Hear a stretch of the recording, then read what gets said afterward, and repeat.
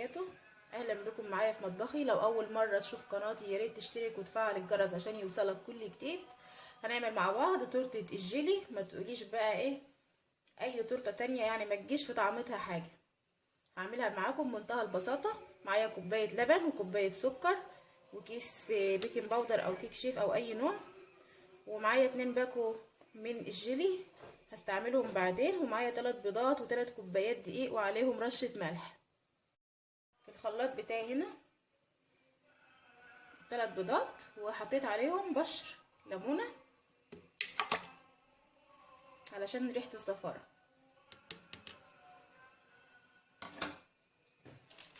حط عليهم الفانيليا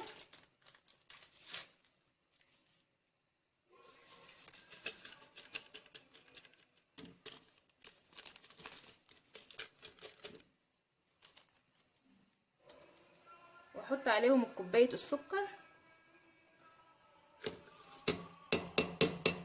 هضربهم بقى في الخلاط وارجع اوريلكم.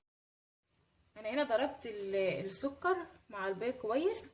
هي في الكيكه دي انا عايزاكي تحطي كل حاجه على مرحله كده، وبعدين نص كوبايه من الزيت بنفس المقدار اللي انا بعمل بيه الكوبايه دي اهي. هفضيها بقى كده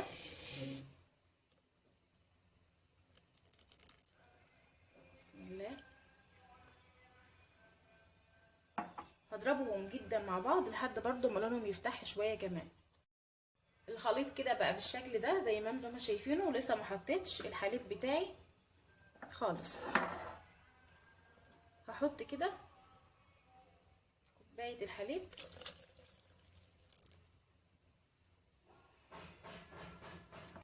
باللبن بتاعي بقى بكل الخليط ده كويس قوي وارجع لكم.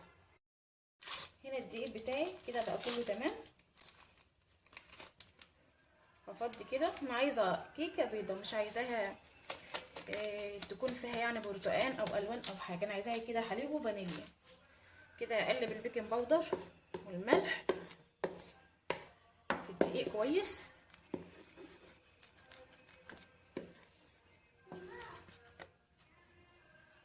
هنزل بالخليط بتاعي اللي هو اللبن والبيض والسكر والفانيليا ومعلقه الخل كله كده، ونقلب بقى في اتجاه واحد على 3 كوبايات دقيق بتوعي. ده الكيكه بتاعتي اهي نعمت خالص، وفضلت اقلب فيها لحد ما بقت بالشكل ده. عندك مضرب اعمليها بيه، ما عندكيش اعمليها بالمعلقه كويس قوي. بس هي اخدت كوبايتين لبن للامانه يعني. تمام. هنا الصينيه بتاعتي هنا كده. هفضيها بقى، انزلها كده وعلي ايدك في الصينيه، علي ايدك خالص. بتاعتي جاهزه اهي، والكيكه مظبوطه اهي في الصينيه، نزلت على طول اتظبطت لان هي قوامها مظبوط، لا تقيله قوي ولا خفيفه قوي. هدخلها فرن على 180 درجه وتفضل في الفرن لمده 40 دقيقه او 35 دقيقه.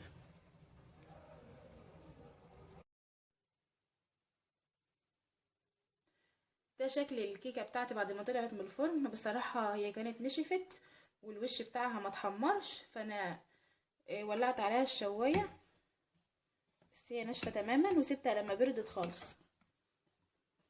همسكها بشوكه اغزغزها كده كلها بقى.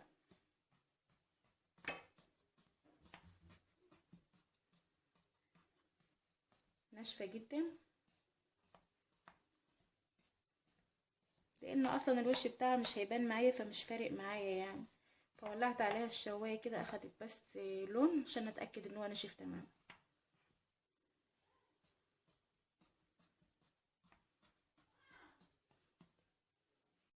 هنا عندي كوبايه حليب وعليها انا حطيت عليها معلقتين عسل تقيل كده كان عندي اللي هو الشربات، وهقلبهم كويس. ولو عندك معلقه سكر حطيها عليها وسقي الكيكه بتاعتك كلها كده.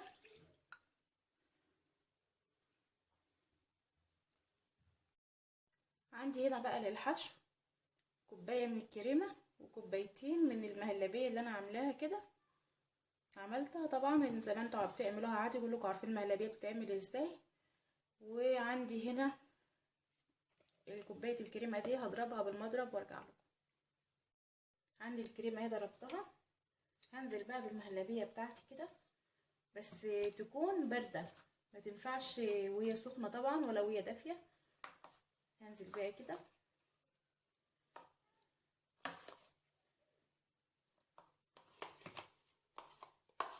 دي الطبقه الاولى اللي هحطها على الكيك بتاعي.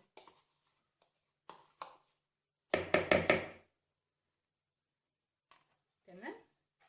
وبرده هضربهم كده بالمضرب مع بعض وارجع اوريلكم الشكل النهائي بتاعهم. كده ده شكل الكريمه ما اختلطت بالمهلبيه، بقى شكلها جميل جدا وطعمها حلو قوي، بقى طعمها كريمه مش طعمها مهلبيه خالص. دي الطبقه الاولى اللي انا هنزل بيها، الاولانيه بتاعتي. هنزل بقى كده كلها بالسباتيولا بتاعتك بقى او بظهر معلقه، وافردي.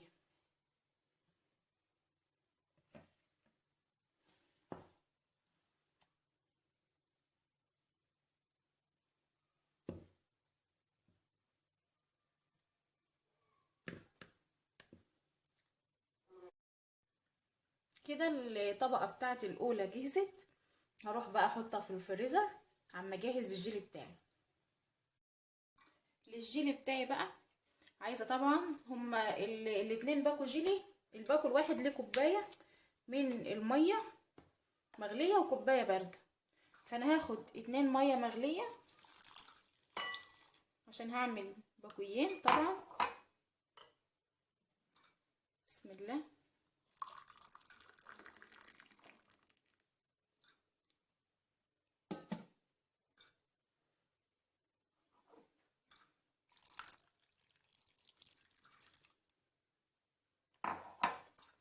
وافضي عليهم بقى الجيلي بتاعي.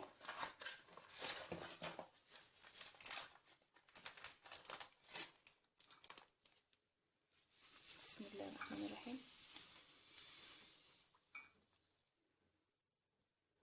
طبعا اقلبه كويس جدا.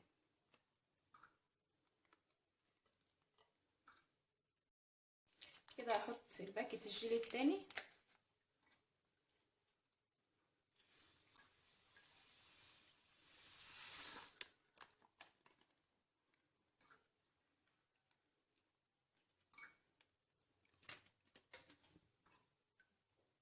واقلبه كويس.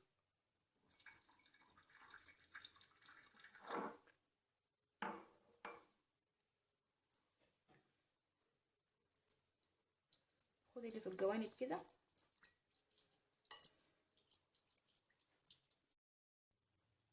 كده قلبت الجيلي كويس معاكم اهو. يبقى انا حطيت للباكوين الجيلي 2 كوبايه ميه سخنه، بس هحط واحده بس ساقعه متلجه اهو.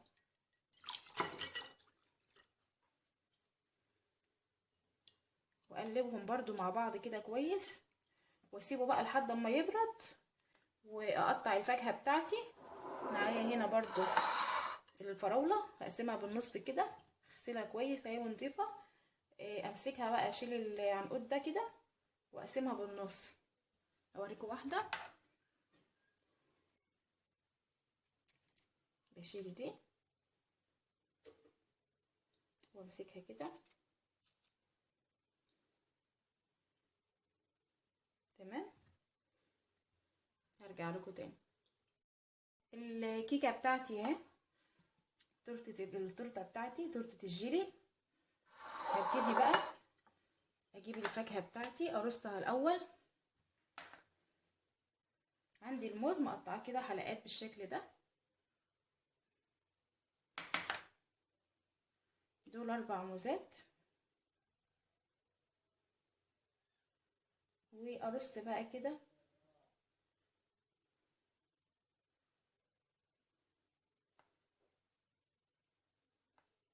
الفاكهة. وكمان الفراولة بتاعتي بنفس الطريقة، امليها بقى فاكهة زي ما انت عاوزة، ولو مفيش عندك فاكهة مفيش مشاكل، برضه هتبقى معاكي جميلة قوي. هتبقى برضه طبقة الكريمة وطبقة الجيلي وطبقة الكيك، برضه هتبقى روعة وهتطلع حلوة قوي كده.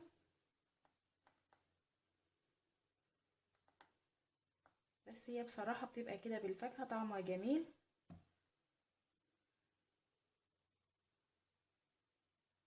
هزود فين؟ ما عادش مكان. هنا كده.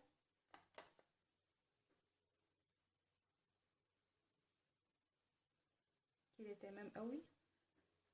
طبعا لازم نسيب الجيلي يبرد خالص خالص علشان نحطه على الكيكه بتاعتنا، علشان الكريمه اللي تحت ما تسحش. وانا الجيلي بتاعي برد. هبدا بقى اقول بسم الله وانزل بيه كده. بسم الله الرحمن الرحيم. بسم الله.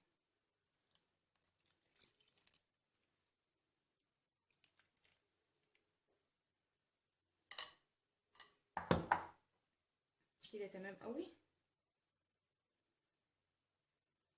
طبعا الشكل واضح. دلوقتي انا هدخلها التلاجة مش اقل من 4 أو 5 ساعات اما تطلعيها عشان تاكلي منها، عشان تطلع معاكي متماسكة تماما وجميلة جدا. ولو عملتيها برضو على بيات وبيتها للصبح بتكون احسن. فانا هدخلها التلاجة، واما اخرجها من التلاجة بعد ما تتماسك هوريها لكم. شايفين الجمال؟ جميلة جدا جدا جدا، حلوة قوي اهي. بصراحة انا حطيتها في الفريزر فملت مني كده، فاجا جنب في جيلي اكتر من التاني. اوريلكم قطعة منها.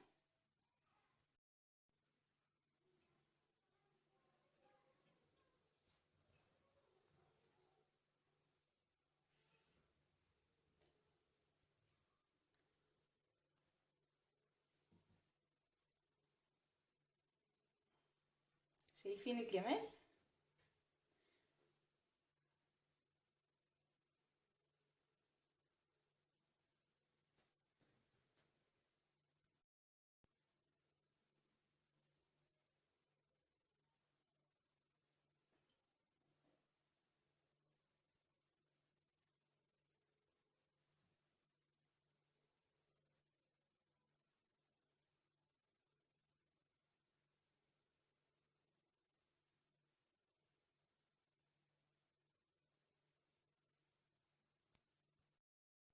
كده يا حبايبي، ده شكل الكيك بتاعنا اهو بعد ما قطعته اهو. شايفين الطبقات؟